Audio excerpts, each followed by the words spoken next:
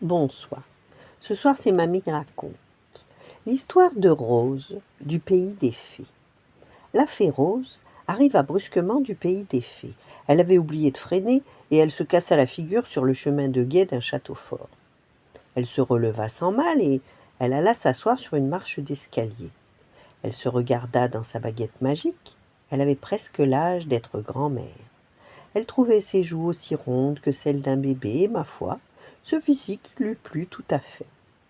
Elle portait une délicieuse robe en lainage rose bonbon, sa couleur fétiche, assortie d'une cape, d'un rose plus pâle. Mais sa chute avait quelque peu troué le tissu. Un petit coup de baguette, et hop, l'habit redevint neuf. Que venait-elle faire ici? Elle se gratta le front, parbleu. Elle avait oublié. Voyons, voyons, dit-elle à haute voix, je me souviens que Primevère, notre chère reine des fées, nous a demandé de ramener quelque chose, mais quoi? La fée Rose n'eut pas le temps de réfléchir davantage. 2 gardes du roi venaient lui demander ce qu'elle faisait là. Eh bien, mes braves, improvisa-t-elle, je suis venue vous faire une petite visite. Les gardes, d'abord méfiants, eurent un large sourire en voyant la baguette dans les mains de la fée Rose. Vous êtes la fée marraine demanda le premier. Parfaitement, affirma Rose. Le prince Gaston est né la semaine dernière, annonça le deuxième garde.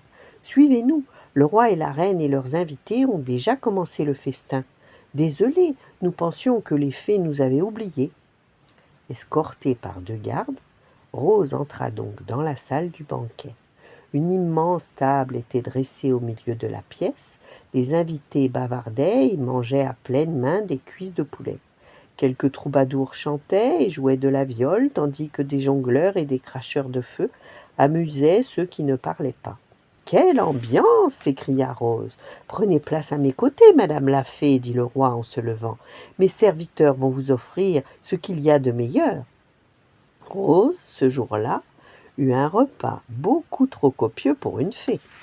Elle commença par une tarte molle, puis on lui servit une compote de cervelle de moineau, des cuisses de poulet rôtisses, suivies de pieds d'agneau aux têtes de champignons. Pour finir, elle croqua 2 excellentes cornes de gazelle.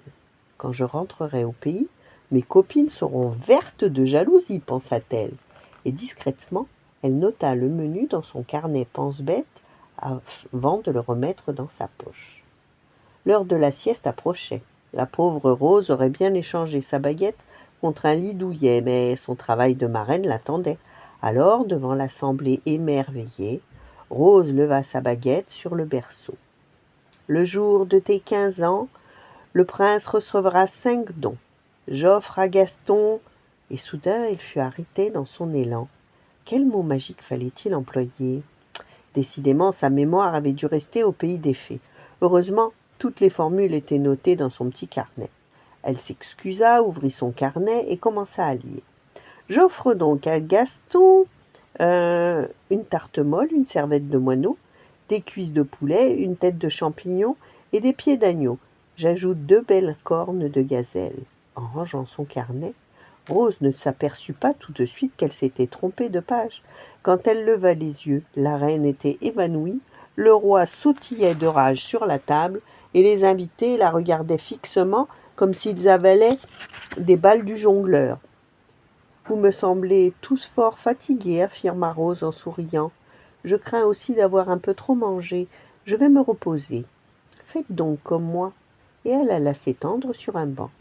Aussitôt, roi, troubadour, garde et invités se jetèrent par terre en ronflant. Personne n'aurait osé contrarier une fée aussi abominable. En fermant les yeux, Rose comprit son erreur, et son sommeil disparut. Hélas, elle ne pouvait pas annuler les vœux prononcés, mais peut-être pouvait-elle tenter quelque chose. Alors, d'un coup de baguette magique, elle se transporta 15 ans plus tard, le 27 mars 1486, à 11 heures, 1 heure avant l'anniversaire du prince Gaston. En 15 ans, le royaume avait bien changé. Le roi menaçait de jeter aux oubliettes quiconque appellerait le prince Gaston Tartemol. Même en cachette, il était interdit de déguster des cuisses de poulet et des pieds d'agneau. Les pâtisseries avaient perdu la recette des cornes de gazelle et la mode voulait que l'on détestât les champignons. Bref, le royaume entier vivait dans la peur d'avoir un futur roi mou et complètement tarte ou un monstre à tête de champignon. Loin de se douter de la malédiction qui lui pendait au nez, le prince Gaston attendait son anniversaire en souriant. La fée Rose arriva dans la chambre du prince, celui-ci dormait encore comme un agneau. Parfait, se dit la fée, je vais pouvoir travailler. Elle ressortit son carnet pense-bête et chercha dans les formules rattrapage d'erreurs. Celle-ci n'est pas mal, décida Rose, elle fera l'affaire. Elle leva alors sa baguette sur Gaston. Prince Gaston, aujourd'hui pour tes 15 ans, je complète les vœux de ta naissance. Soudain, un valet frappa à la porte de la chambre. Prince, il est l'heure de vous éveiller, puis-je vous habiller? Rose eut juste le temps de terminer sa formule magique avant de disparaître. Tu peux entrer, Firmin, répondit le prince en ouvrant les yeux. Je suis en pleine forme ce matin. Quand le prince s'installa sur son trône, la reine, le roi et tous les invités éclatèrent en larmes. Qu'avez-vous donc demanda-t-il surpris. Et personne ne répondit. Un garde annonçait que le soleil marquait midi. Après un grand cri, la salle se ratatina d'angoisse. Les hommes devinrent verts, les femmes pâlirent, les enfants se bouchèrent les yeux et les oreilles, et seul Gaston souriait. Il bondit de son trône. Il est enfin midi, j'ai 15 ans, je peux faire ce que je veux.